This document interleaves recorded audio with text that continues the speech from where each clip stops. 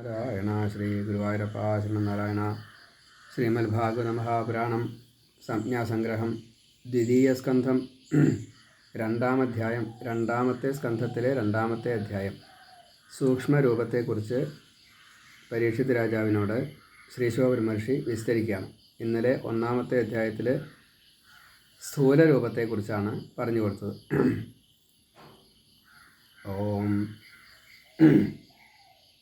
ധ്യാനം ചെയ്തുകൊണ്ട് സദ്യോമുക്തി, ക്രമമുക്തി ഇങ്ങനെയൊക്കെ സ്വീകരിക്കാനുള്ള വഴികൾ കുറേയുണ്ട്. അത് ഒന്ന് സ്വർഗം വരെ പോയിട്ട് വീണ്ടും സംസരിക്കുക എന്നൊരവസ്ഥ വരും. പിന്നെ ക്രമമുക്തി എന്ന് പറഞ്ഞു കഴിഞ്ഞാൽ നേരിട്ട് വൈകുണ്ഠത്തിലേക്ക് എത്താൻ സാധിക്കും. അതിന് കുറച്ച് സാവകാശത്തിലേ പറ്റുമെന്ന് മാത്രമേ ഉള്ളൂ. എന്നാലും അത് പറ്റും. ഈ ജന്മം കൊണ്ട് തന്നെ പറ്റും. അതിനുള്ള ജ്ഞാനത്തെ കിട്ടണം, അത്രയേ ഉള്ളൂ. ഓം സൃഷ്ടി തന്നാരംഭം തന്നിൽ വിരാട്ടിനെ സ്ഥൂലരൂപത്തിൽ സ്തുതിച്ചു ശതധൃതി നേടി അറിവുകൾ സൃഷ്ടി നിയമവും കർമ്മം ഫലം ജീവസംസാരവും തഥാ. ശതധൃതിയായിട്ടുള്ള ബ്രഹ്മാവ് പോലും ആദ്യത്തിൽ ഈ വിരാട് രൂപം എന്ന നിലയ്ക്ക് അനന്തപത്മനാഭനെ മുഴുവനായിട്ട് കാണാൻ ശ്രമിച്ചു.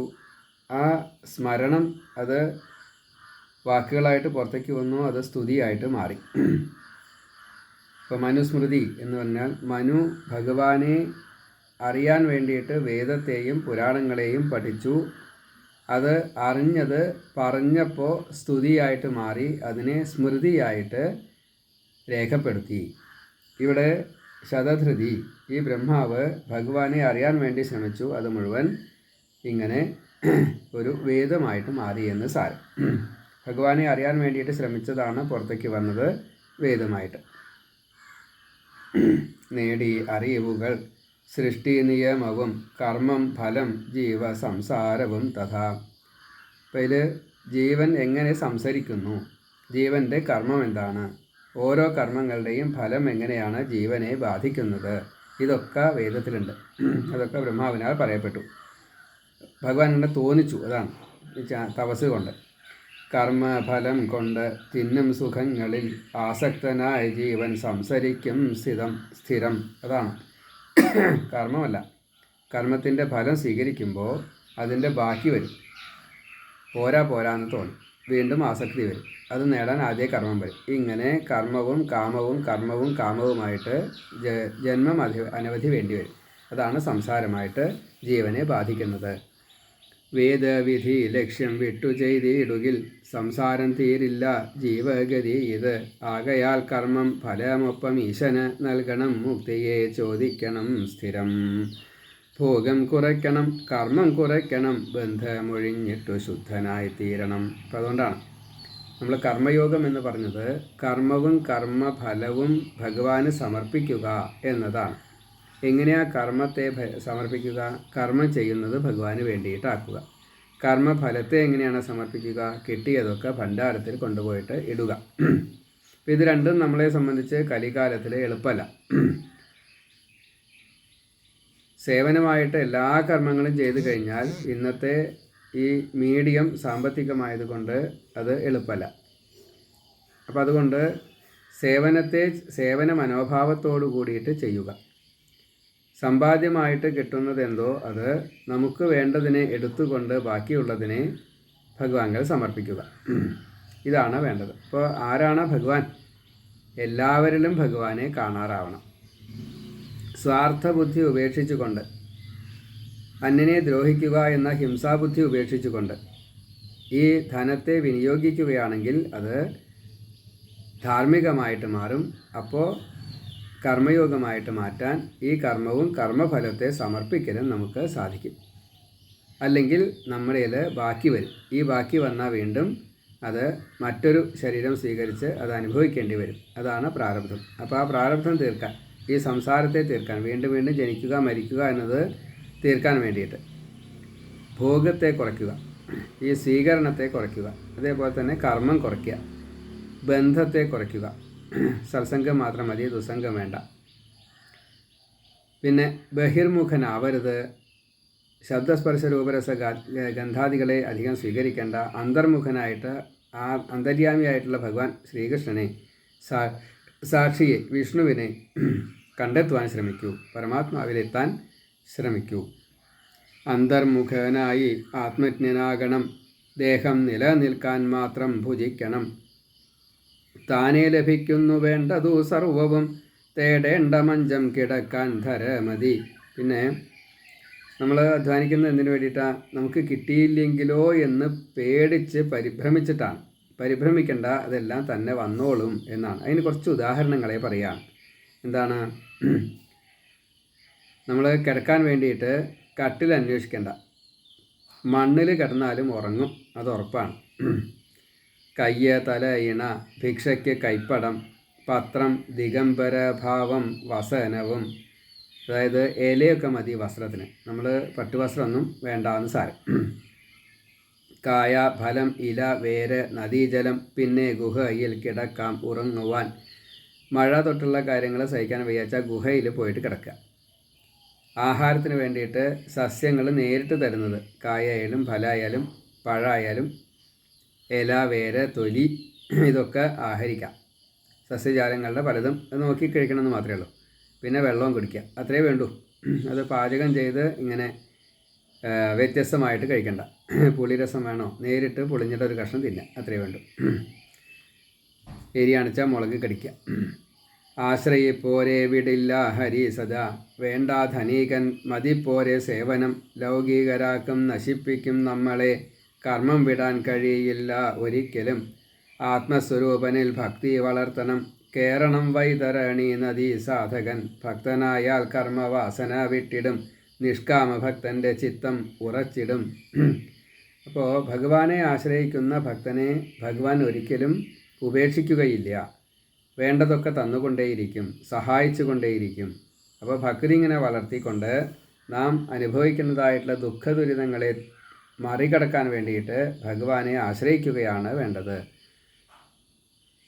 ആഗ്രഹിക്കുന്നത് കുറവാവുക, ഉപയോഗിക്കുന്നത് സ്വീകരിക്കുന്നത് ഭോഗം കുറയ്ക്കുക.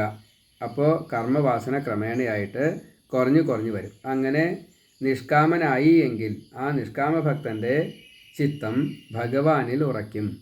അപ്പോൾ ഒരു അവധൂത വേഷത്തിൽ ശ്രീശുഖബ്രഹ്മർഷിയെ പോലെ തന്നെ ആവാൻ സാധിക്കും. പറയുന്നത് ശ്രീശുഖബ്രഹ്മർഷിയാണ്. അതിനെന്താ വേണ്ടത്? രൂപത്തെ ധ്യാനിക്കൂ, നമ്മുടെ തന്നെ ശരീരത്തെ സുന്ദരമാക്കൂ, വലുതാക്കൂ, അതിൻ്റെ കഴിവുകൾ കൂടുതൽ എന്ന നിലയ്ക്ക് ആക്കൂ. അങ്ങനെ അലങ്കാരങ്ങളോട് കൂടിയിട്ട്, ആടയാഭരണങ്ങളോട് കൂടിയിട്ട് ഭഗവാൻ നമ്മളെക്കാൾ മീതെയാണ് ഈശ്വരൻ എന്നുള്ള രീതിയിൽ എന്തോ ഒരു ശക്തി ഉണ്ടല്ലോ, ആ ശക്തിയാണ് അത് എന്ന് കണക്കാക്കിക്കൊണ്ട് ധ്യാനിക്കൂ. ക്രമേണ ഭഗവാനെ അറിയാൻ സാധിക്കും. അതാണ് ധ്യാനിക്കണം ഹൃത്തിൽ വിഷ്ണുവിൻ രൂപവും, ശംഖുചക്രഗദ പത്മങ്ങൾ ആയുധം. പുഞ്ചിരിക്കും മുഖം താമര കണ്ണുമായി, രത്നം പതിച്ച കിരീടം തളവള. മഞ്ഞ വസനം വനമാല പൂണുനൂൽ, ലക്ഷ്മിയും ശ്രീവത്സം കൗസ്തുഭ ശോഭയും. പൊന്നരഞ്ഞാണം ബലിഷ്ഠം തിരുവുടൽ, പാദാദികേശം മനോഹരം ഓർക്കണം. ചിത്തശുദ്ധി വന്ന ഒരാൾക്ക് ഈ ഭഗവത് സ്മൃതിയോട് കൂടിയിട്ട് പാദാദികേശത്തെ ഒന്ന് സ്മരിക്കുക, കേശാദിപാദത്തെ സ്മരിക്കുക. ശ്രീകൃഷ്ണൻ്റെ രൂപം ധരിച്ചാൽ മതി, സ്മരിച്ചാൽ മതി, അതാവും കൂടുതൽ നല്ലത്.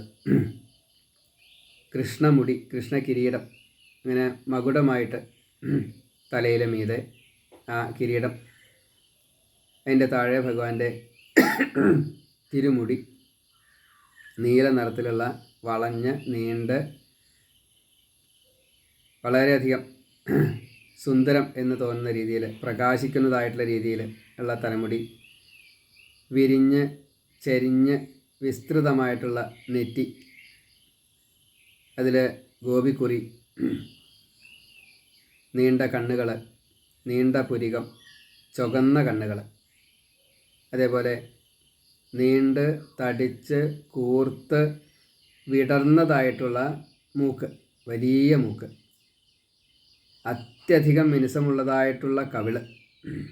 ഇനി പറഞ്ഞിരിക്കുന്നത് കവിളിൻ്റെ ഈ മിനുസം കാരണം സ്വയം പ്രകാശിതനാണ് ഭഗവാൻ. ഈ പ്രകാശം ഭഗവാന്റെ കാതിലുള്ള മകരകുണ്ടലങ്ങളിൽ തട്ടിയിട്ട് മറ്റൊരു സൂര്യനെ പോലെ, മറ്റ് നക്ഷത്രജാലങ്ങളെ പോലെ അനവധി രത്നങ്ങളുണ്ട് ഈ മകരകുണ്ടലത്തിൽ. അപ്പോൾ ആ നക്ഷത്രജാലങ്ങളെ പോലെ അത് പ്രകാശിക്കുന്നു. ഭഗവാൻ കൊടുക്കുന്ന പ്രകാശത്തെയാണ് ഈ രത്നങ്ങൾ പ്രകാശിപ്പിക്കുന്നത് എന്നാണ്. അതേപോലെ വിടർന്നതായിട്ടുള്ള ചെവി, അത് മുറം പോലെ കാറ്റ് ഉൾക്കൊള്ളുന്ന രീതിയിൽ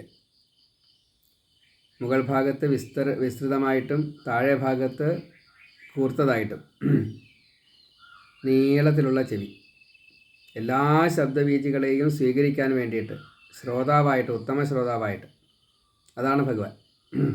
ഉത്തമ ശ്ലോകനായിട്ട് മാറുക ഈ ഉത്തമ ശ്രോതാവായിട്ടുള്ള അനുഗ്രഹിക്കണം എന്ന തോന്നലുള്ള ഭഗവാനാണ്. ചെവിയുടെ പ്രത്യേകത. ലോഭവും ചുണ്ടും ആകുന്ന മായപുഞ്ചിരി കാണിക്കുന്ന ഭഗവാൻ. എന്ത് കൊടുത്താലും ഒരു ചിരി കണ്ട് ദുഃഖത്തെയാണ് നമ്മൾ കൊടുക്കുക. അപ്പോൾ ദുഃഖത്തെ നമുക്ക് മറക്കാൻ സാധിക്കും ഭഗവാന്റെ പുഞ്ചിരി ഒന്ന് കണ്ടു കഴിഞ്ഞാൽ. മുല്ലപ്പൂവിൻ്റെ മൊട്ട് പോലെയുള്ള പല്ലുകൾ,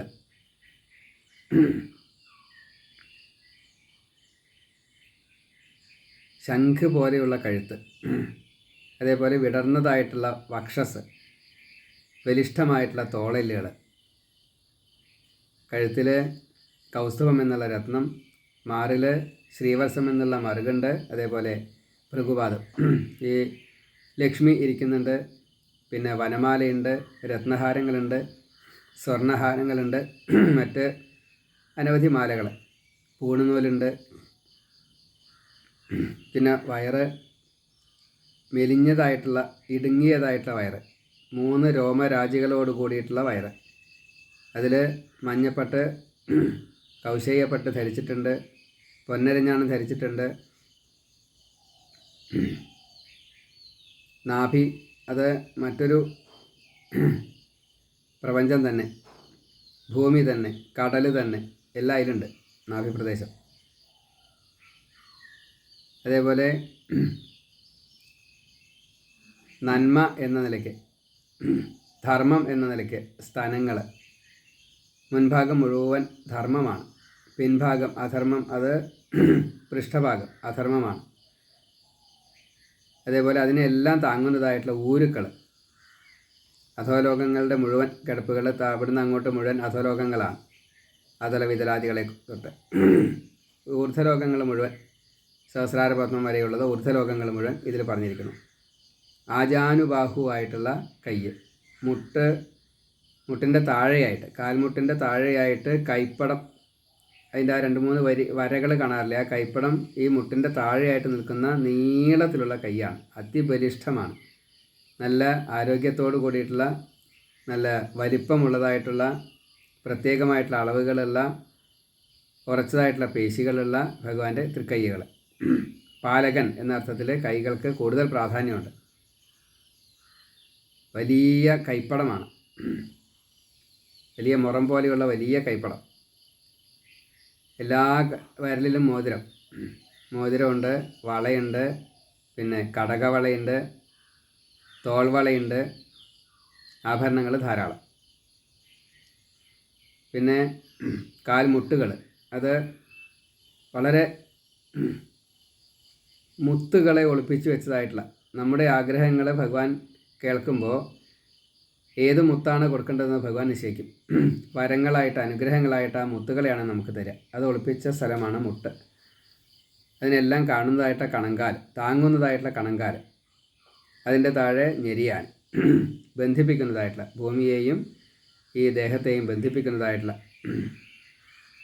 പിന്നെ ഞെരിയാണിയുടെ താഴെ പുറവടി, പാദത്തിൻ്റെ ഉപരിഭാഗം ആമത്തോട് പോലെ, അതിൻ്റെ താഴെ തൃപ്പാദം, പിന്നെ കാൽനഖങ്ങൾ, കൈനഖങ്ങൾ, അത് മുഴുവൻ ശരത്കാലത്തെ ചന്ദ്രൻ്റെ, പൗർണമി ചന്ദ്രൻ്റെ പ്രകാശം പോലെ ശുഭ്രം ആയിട്ട്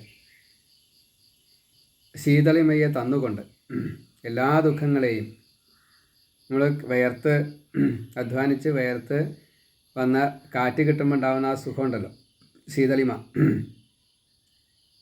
നമ്മുടെ ദുഃഖങ്ങൾ അനുഭവിച്ച് നമുക്ക് ഭഗവാന്റെ ഈ തൃപ്പാദത്തെ ഒന്നിങ്ങനെ കാണാൻ സാധിച്ചാൽ, ഈ നഖത്തെ ഒന്ന് കാണാൻ സാധിച്ചാൽ, ഈ ശീതളിമ നമുക്ക് കിട്ടും. ഈ ചന്ദ്രനെ കാണുമ്പോൾ ഉണ്ടാകുന്ന മനസ്സന്തോഷം, അതേപോലെ ചന്ദ്രനാൽ തരപ്പെടുന്നതായിട്ടുള്ള, ചന്ദ്രബലം ഇല്ലാച്ചാൽ ജീവിക്കാൻ പറ്റില്ല എന്നാണ് പറയുക. അപ്പോൾ ആ ചന്ദ്രബലം മുഴുവൻ നമുക്ക് കിട്ടും. കൃഷ്ണചന്ദ്രൻ്റെ ഈ 10 നഖങ്ങളിലൂടെ 20 നഖങ്ങളിലൂടെ കയ്യൻ്റെയും കാലിൻ്റെയും. അതേപോലെ കാലിൻ്റെ അടിയിൽ 19 അടയാളങ്ങളോട് കൂടിയിട്ട് എന്നാണ്. വജ്രാങ്കുശ ധ്വജ സരോരുഹ യവാദികളെ, പാശം, പിന്നെ കലശങ്ങൾ, സ്വസ്തികങ്ങൾ, അമ്പും വില്ലും എല്ലാം ഉണ്ട്. ശംഖുചക്ര ഗദാപത്മങ്ങൾ ഒക്കെയുണ്ട്. പ്രപഞ്ചം മുഴുവൻ 19 തരത്തിൽപ്പെട്ടതായിട്ടുള്ള 11 അടയാളം വലത്തെ കാലിലും 8 അടയാളം ഇടത്തെ കാലിലും, അതേപോലെ തന്നെ കൈകളിലുമുണ്ട്, മുഖത്തുണ്ട്. അടയാളങ്ങൾ പലതുമാണ്. അങ്ങനെയുള്ള ആ ഭഗവാനെ പൂർണ്ണമായിട്ട് ധ്യാനിക്കുക. പാദാദികേശം മനോഹരം ഓർക്കണം. പിന്നെയോ നിർമ്മല ബുദ്ധിയിൽ ഭക്തി വളരണം. ചിത്തമുറയ്ക്കും വരെ കർമ്മം ചെയ്യണം. നിഷ്കാമർ സാത്വികരായി തെളിഞ്ഞിടും. ജന്മം സഫലമായി ദേഹം വെടിഞ്ഞിടും. അപ്പോൾ ഈ ദേഹം കൊണ്ട് തന്നെ നമുക്ക് എന്ത് പറ്റും? മുക്തി കിട്ടുമെന്ന് സാരം. കാരണം ചിത്തം ശുദ്ധമാവും. ഈ ശുദ്ധി കൊണ്ട് അത് കിട്ടുള്ളൂ. അതുകൊണ്ടാണ് തീവ്രവൈരാഗിയാം യോഗി തനുവിനെ ദേശകാല ദേഹ ചിന്തകൾ വിട്ടുടൻ പ്രാണങ്ങൾ ഇന്ദ്രിയം നിശ്ചലമാക്കണം. ആത്മാവിൽ മാനസം ചേർക്കണം തുഷ്ടനായി. ജീവൻ പരമാത്മതത്വത്തിലെത്തുകിൽ ജീവനായി പോലും ജനിക്കേണ്ട ഭാഗ്യവാൻ. കാലം ഗുണം മഹത്തത്വവും വിട്ടിടും. നേതി എന്ന ബാക്കിയിൽ ചെന്നിടാം. അപ്പോൾ ഒന്നും നമ്മിൽ ആകരുത്. അങ്ങനെ നമുക്ക് രക്ഷപ്പെടാൻ സാധിക്കും. സങ്കല്പം കൊണ്ടിതു നേടിയാൽ സാധകൻ ആധാരമാറും കടത്തണം ജീവനെ. മൂലത്തിൽ നിന്നത് സ്വാധിഷ്ഠാനത്തിലും പിന്നെ മണിപൂരകം ചേർത്തനാഹതം എത്തിച്ചു വീണ്ടും. വിശുദ്ധി കടത്തണം ആജ്ഞയും പിന്നെ സഹസ്രാരപത്മവും. പ്രാണായാമം കൊണ്ട് പ്രാണാൻ ഉയർത്തണം. മൂലം ലിംഗം നാഭി പിന്നെ ഹൃദയവും കണ്ഠവും ഭ്രൂമധ്യം.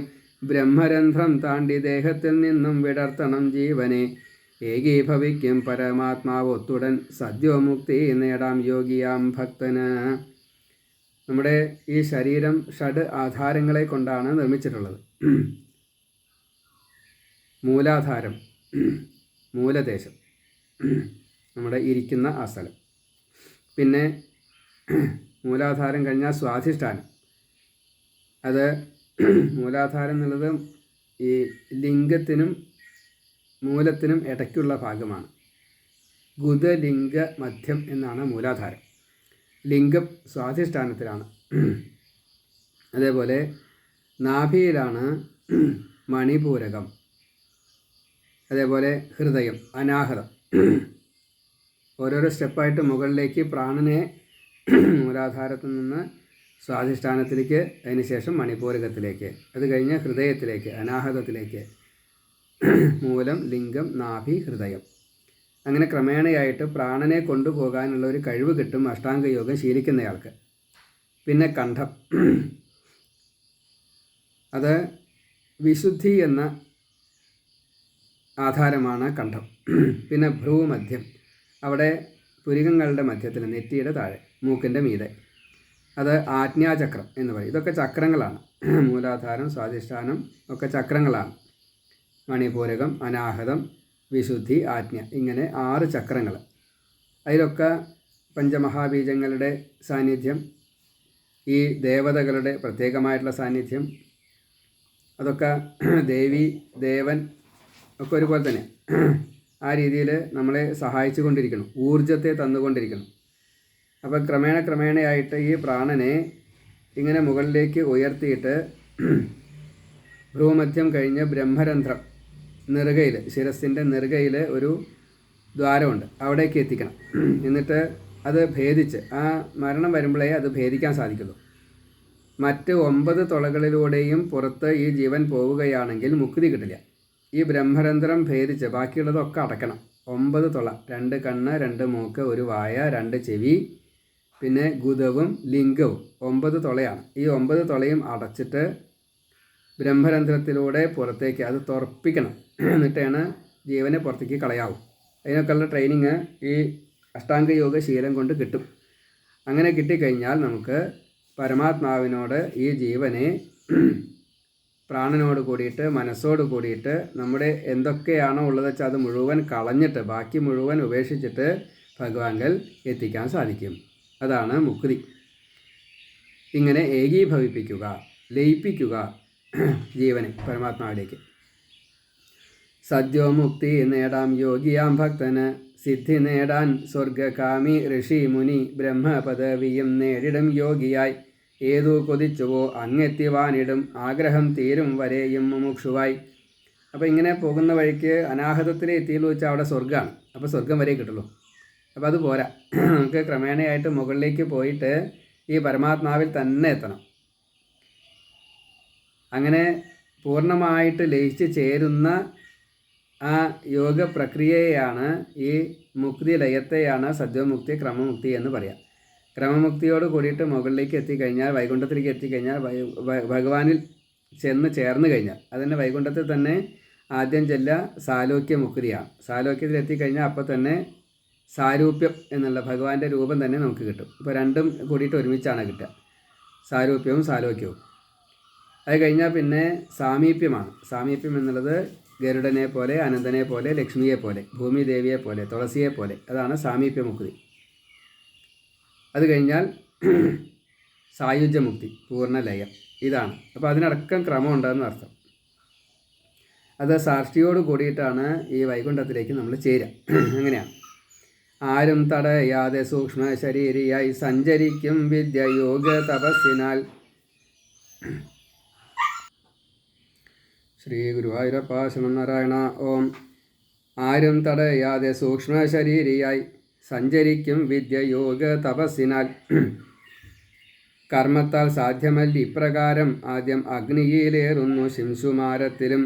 ഇപ്പോൾ ക്രമേണയായിട്ട് നമ്മൾ ഹോമാചാരങ്ങളെ കൊണ്ടോ ഇങ്ങനെയൊന്നും എത്തൽ എളുപ്പമല്ല എന്ന് പറയുകയാണ്. പക്ഷേ ക്രമേണയായിട്ട് നമ്മുടെ ഈ ധ്യാനം കൊണ്ടോ തപസ് കൊണ്ടോ ഒക്കെ ഈ അഗ്നി വഴി, ബ്രഹ്മമാണ് ഈ ഹോമത്തിലൊക്കെ അഗ്നിയാണല്ലോ, അപ്പോൾ അഗ്നി വഴി ശിംശുമാരത്തിൽ എന്നുവെച്ചാൽ ആകാശത്തിലുള്ള മുതലയുടെ രൂപത്തിലുള്ള ഭഗവാന്റെ ഒരു രൂപമാണ്, അതിൽ ചെന്ന് ചേരാൻ സാധിക്കും. പിന്നെ ചന്ദ്രനിൽ, സൂര്യനിൽ ഇങ്ങനെയൊക്കെ ചെന്ന് ചേരാൻ സാധിക്കും. ബ്രഹ്മാവിൽ, അങ്ങനെയാണ് ക്രമേണയായിട്ട് മുകളിലേക്ക് പോവുക. കർമ്മത്താൽ സാധ്യമല്ല ഇപ്രകാരം ആദ്യം അഗ്നിയിലേറുന്നു ശിംശുമാരത്തിലും, സൂര്യചന്ദ്രൻ താരം നക്ഷത്ര നാളുകൾ കൽപ്പകാലം വാഴാം സൗരയൂഥത്തിലായി, ബ്രഹ്മപകൽ വാണ് ബ്രഹ്മാവിലെത്തിടും ശേഷാഗ്നിയിൽ പെട്ടു പോകാതെ ഭാഗ്യവാൻ, 4 യുഗം ചേർന്ന 2000 വേണം ബ്രഹ്മാവിനേക ദിനം പൂർണ്ണമാകുവാൻ.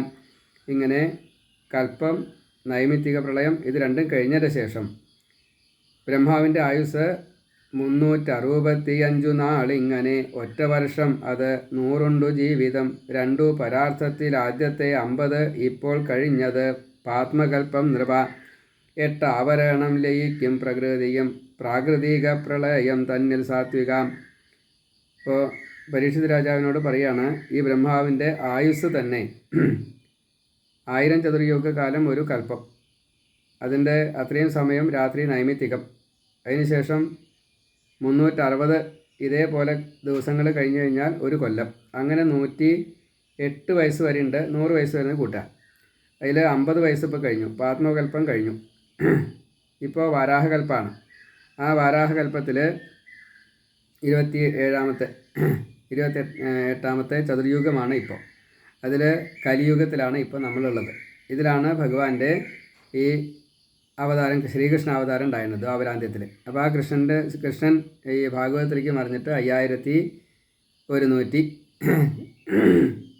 കുറച്ച് കൊല്ലങ്ങളെ ആയിട്ടുള്ളൂ. 5125 5126 എന്നൊക്കെയാണ് സംഖ്യ വരിക. ഈ യുഗാബ്ദം എന്നാണ് അതിന് പറയുക. യുഗാബ്ദം 5126 ഒറ്റയായിട്ടുണ്ടാവും.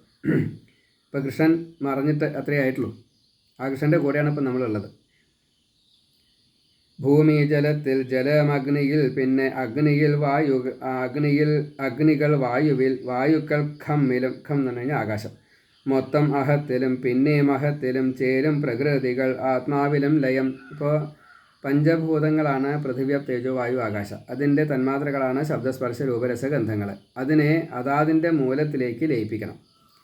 അപ്പോൾ ഇത് ദ്രവ്യം എന്നാണ് പറയുക. അത് തമോ ഗുണത്തിൽ ലയിപ്പിക്കണം. പിന്നെ 10 ഇന്ദ്രിയങ്ങളുള്ളത്, 5 ജ്ഞാനേന്ദ്രിയങ്ങൾ, കണ്ണ് മൂക്ക് തൊട്ടുള്ളത്. പിന്നെ അതേപോലെ കയ്യ് കാല്, കണ്ണ് മൂക്ക് നാക്ക് തൊലി ചെവി, 5 ജ്ഞാനേന്ദ്രിയങ്ങൾ, കയ്യ് കാല് നാവ് പറയാനുള്ള നാവ്, പിന്നെ ഗുദം, ലിംഗം, ഇങ്ങനെ കർമ്മേന്ദ്രിയങ്ങൾ 5. മനസ്സും കൂടിയിട്ട് അത് രജോ ഗുണത്തിലേക്ക് ലയിപ്പിക്കണം, അഹന്തത്വത്തിലേക്ക് ലയിപ്പിക്കുന്നതിൻ്റെ കാര്യമാണ് പറഞ്ഞത്. പിന്നെ അധിഷ്ഠാന ദേവതകളായിട്ടുള്ള ഇതിൻ്റെ അഗ്നി തൊട്ടുള്ള ഓരോരുത്തരും, ഇന്ദ്രൻ തൊട്ടുള്ള ഓരോരുത്തരും, അതേപോലെ അത് നമ്മളല്ല ലയിപ്പിക്കുക, അത് ഓട്ടോമാറ്റിക്കായിട്ട് ലയിച്ചോളും. മനസ്സിനെയും ഈ സാത്വിക ഗുണത്തിൽ ലയിപ്പിക്കുകയാണ് വേണ്ടത്. അപ്പോൾ 3 കൂടിയിട്ട് അഹത്തിലെത്തി, അഹത്തെ മഹത്തിലേക്ക് എത്തിക്കുകയാണ് വേണ്ടത്. അങ്ങനെ മഹത്ത് പ്രകൃതിയിലേക്ക് ചേർന്ന് ശബ്ദബ്രഹ്മം ആയിട്ട് ബ്രഹ്മത്തിലേക്ക് ലയിപ്പിക്കുക. ഇതാണ് ക്രമമുക്തി. ആ ക്രമമുക്തിയിലൂടെ നമുക്ക് ചെന്ന് അപ്പോഴേ ക്രമമുക്തി ആവുള്ളൂ. മറ്റൊക്കെ സജ്ജമുക്തിയാണ്. പിന്നെ തിരിച്ചു വരണ്ടെന്നർത്ഥം. യോഗിയും ഇങ്ങനെ ഒപ്പം ലയിച്ചിടും, ഇന്ദ്രിയങ്ങൾ അതിൻ മൂലത്തിൽ ചേർത്തിടും. ഇന്ദ്രിയങ്ങൾ അതിൻ മൂലത്തിൽ ചേർത്തിയും, മൂക്ക് ഗന്ധത്തിലും, നാവ് രസത്തിലും, കണ്ണ് രൂപത്തിലും, ത്വക്ക് സ്പർശത്തിലും, കാത് ശബ്ദത്തിലും, ജ്ഞാനേന്ദ്രിയ ലയം കർമ്മേന്ദ്രിയം ക്രിയാശക്തിയിൽ ചേർന്നിടും. ഭൂതം തമസ്സിലും, തന്മാത്രയും അതിൽ ഇന്ദ്രിയം ചേരും. രജോ ഗുണത്തിൽ സ്ഥിരം ദേവതയൊക്കെയും സാത്വികത്തിൽ ചേരും. മാനസവും ചേർത്തഹത്തിൽ മഹത്തിലും. ഇങ്ങനെ യോഗി ക്രമത്തിൽ ലയിച്ചിടും, സംസാരം വേണ്ടാത്ത ബ്രഹ്മത്തിൽ ചേർന്നിടും. അപ്പം ഇങ്ങനെ ക്രമമുക്തിയിൽ അങ്ങോട്ട് ചേർന്ന് കഴിഞ്ഞാൽ പിന്നെ തിരിച്ചു വരണ്ട, പിന്നെ ഒരു ജന്മം വേണ്ടി വരില്ല. ശ്രീശുഖനോദി പരീക്ഷിത്തേ ഞാനിഹ ചൊല്ലിയതൊക്കെയും വേദം വിധിച്ചവ. സംസാരം താണ്ടുവാൻ ഭക്തി ഏകാശ്രയം, തീർക്കണം ജന്മ മരണങ്ങൾ ബുദ്ധിമാൻ. വീണ്ടും ജനിക്കാത്ത രീതിയിൽ എത്തണമെങ്കിൽ എത്ര കടമ്പകൾ കടന്നിട്ടേ ഈ ബുദ്ധിയിൽ നമ്മൾ എത്തുള്ളൂ എന്നുള്ളത് കുറച്ചധികം ഉണ്ട് കേട്ടോ. അപ്പോൾ അതിന് തരാവട്ടെ, നമുക്ക് ഈ ജന്മം തന്നെ തരാവട്ടെ. ബ്രഹ്മാവ് വേദത്തെ 3 വട്ടം സൂക്ഷ്മം നന്നായി പരിശോധന ചെയ്തു കണ്ടത്. ഭക്തിയുണ്ടായി ഹരി തന്നിൽ ലയിക്കലി, കർമ്മയോഗം കൊണ്ട് നേടണം സാധകൻ. ഇതൊക്കെ കർമ്മമാണ്. അതുകൊണ്ടാണ് കർമ്മയോഗം. നമുക്ക് കർമ്മയോഗം ചെയ്യാത്ര എളുപ്പമല്ല. എല്ലാവരും പറയുക കർമ്മയോഗം എളുപ്പമുള്ള വഴി എന്നാണ്. കർമ്മയോഗം എളുപ്പമല്ല. അപ്പോൾ ബ്രഹ്മാവ് 3 തവണ വേദം നല്ലോണം പരിശോധിച്ചപ്പോൾ അതിൽ കണ്ടത് ഭഗവാനെയാണ്. അപ്പോൾ വിഷ്ണുവിൻ്റെ വിഷ്ണുപാസനയാണ് വേണ്ടത് എന്ന് മനസ്സിലായി. അതുകൊണ്ടാണ് വിഷ്ണു ഉപാസന കൊണ്ട് കർമ്മയോഗമായിട്ട് നമുക്ക് ലയിക്കാൻ സാധിക്കുമെന്ന് ബ്രഹ്മാവ് വിധിച്ചു. ഇനി അതിലപ്പുറം ഒന്നുമില്ല. സാക്ഷിയായി വാഴുന്ന ജീവനിൽ സർവഥാ ജീവൻ സ്വതന്ത്രൻ, പഠിക്കണം സർവവും. അജ്ഞാനി ആത്മജ്ഞനായി മാറിയിടണം ചിത്തം, അതിനായി ശ്രമിക്കണം സർവഥാ. അപ്പോൾ നമ്മുടെ മനസ്സ് കാട് കയറരുത്, ഭഗവാങ്കൽ മാത്രം എത്തണം. അത്ര ഉറപ്പിക്കണം ഭഗവാങ്കൽ, അല്ലെങ്കിൽ അത് ലയിക്കില്ല എന്ന് സാരം. ദേഹാഭിമാനം വെടിയണം സാധകൻ, കേൾക്കണം ഗാഥയെ നിത്യം മനനവും. സർവരെയും നമിക്കേണം ഹരിയായി, കാണണം നാമിയിൽ ചിത്തമുറയ്ക്കണം. തസ്മാൽ സർവത്ര സർവദാ ഹരി ഉണ്ട്.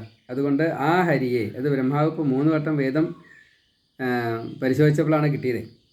അപ്പോൾ അത് വേണ്ട രീതിയിൽ ഉറപ്പിക്കുക തന്നെ വേണം. അപ്പോഴാണ് എന്ത് കിട്ടുള്ളൂ, നമുക്ക് ഭഗവാങ്കൽ ലയിക്കാൻ സാധിക്കുള്ളൂ.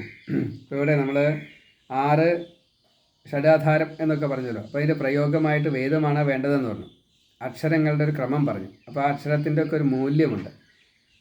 അതായത് അ ആ ഇ ഈ ഉ ഊ എറ് എറ് എള് എള് എ ഐ ഓ ഔ അം അ ഇങ്ങനെ 16 അക്ഷരങ്ങൾ. നമ്മൾ മലയാളത്തിലെ അക്ഷരമാലയിൽ നോക്കുമ്പോൾ അക്ഷരമല്ല കാണുക. ഇതാണ് അക്ഷരങ്ങളുടെ 16 എണ്ണം. അ ആ ഇ ഈ ഉ ഊ 6 എണ്ണം, എറ് എറ് എള് എള്, പിന്നെ എ ഐ ഓ ഔ അം അ ഇങ്ങനെയാണ് 16 എണ്ണം. അത് 8 + 2 അങ്ങനെ 8 × 2 ആണ്. അതാണ് 16.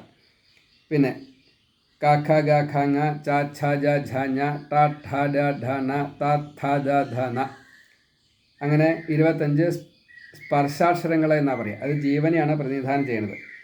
പിന്നെ യ ര ല വ ശ ഷ സ ഹ ഇങ്ങനെ ലബന്ധങ്ങൾ ഹലന്തങ്ങൾ ആയിട്ട് പറയണം. ഹ ക്ഷ അതിന് പ്രത്യേകമായിട്ട് കൂട്ടക്ഷരം. അതിൽ ക്ഷത്രജ്ഞ, ക്ഷതാത് ത്രായതേ ജ്ഞാനം എന്നാണ് ക്ഷത്രജ്ഞ. ഈ ജ്ഞാനം കൊണ്ടാണ് ഈ എല്ലാ ക്ഷതങ്ങളിൽ നിന്നും വീഴ്ചകളിൽ നിന്ന് രക്ഷപ്പെടാൻ സാധിക്കൂ എന്നാണ്. അപ്പോൾ ഇതിലൊക്കെ അർത്ഥങ്ങളുണ്ട്. അതായത് അകാരം എന്നുള്ളത് ശിരസ്സാണ്, ആകാരം നെറ്റിയാണ്, ഈകാരം വലത്തെ കണ്ണാണ്, ഈകാരം ഇടത്തെ കണ്ണാണ്, ഊകാരം വലത്തെ ചെവിയാണ്, ഊകാരം ഇടത്തെ ചെവിയാണ്, ഋകാരം വലത്തെ കവിൾ ആണ്, ഋകാരം ഇടത്തെ കവിളാണ്, എള് എന്നുള്ളത് മൂക്കാണ്, എള് എന്നുള്ളത് ഇടത്തെ മൂക്കാണ്, ഏകാരം മേൽചുണ്ടാണ്, ഐകാരം മറ്റേ കീഴ്ചുണ്ടാണ്, അതേപോലെ ഈ ഓകാരം മുകളിലത്തെ പല്ലാണ്, ഔകാരം താഴത്തെ പല്ലാണ്, പിന്നെ തൊണ്ടയാണ് എന്നുള്ളത്. അതേപോലെ ക ഖ ഗ ഘ ങ അത് വലത്തെ കൈയാണ്, ച ഛ ജ ഝ ഞ ഇടത്തെ കൈയാണ്, ട ഠ ഡ ഢ ണ വലത്തെ കാലാണ്, ത ഥ ദ ധ ന ഇടത്തെ കാലാണ്, പകാരം ഉദരം, ഭകാരം വലത് ഭാഗം, ബകാരം ഇടത് ഭാഗം, ഈ വാരിയലിൻ്റെ ഭാഗം. അതേപോലെ ഭകാരം തോള്, മകാരം ഹൃദയം. ഇത് പുണ്യപാപങ്ങളായിട്ട് പകാരം, ഫലമായിട്ട് കർമ്മത്തിൻ്റെ ഫലമായിട്ട് ഭകാരം, ഈ ബന്ധങ്ങൾ നമ്മൾ സംഘം എന്ന് പറയില്ല, അതാണ് ബന്ധം, ബകാരം. പിന്നെ ഭയം, മൃത്യു തൊട്ടുള്ളതൊക്കെ ഭയം, അത് ഭകാരം. മരണം എന്നുള്ളത് മകാരം. ഇങ്ങനെ പറഞ്ഞിരിക്കണം. പിന്നെ യ ര ല വ ശ സ വരെ 7 സപ്തധാതുക്കളെ പറഞ്ഞിരിക്കണം. ത്വക് ചർമ്മ മാംസ രുധിര മേധോ മജ്ജ അസ്ഥി ധാതവ. അതേപോലെ ഹകാരം നാഭിയെ പറഞ്ഞിരിക്കണം. പിന്നെ ള ഴ റ അത് മലയാളത്തിലാണ്. ക്ഷത്രജ്ഞ എന്നുള്ളത് മേഢ്രം ആയിട്ട് പറഞ്ഞിരിക്കണം. ഇങ്ങനെ ഈ ഊഷ്മാക്കളായിട്ട് ഇന്ദ്രിയബലത്തെയും അതേപോലെ ഈ ശക്തികൂടം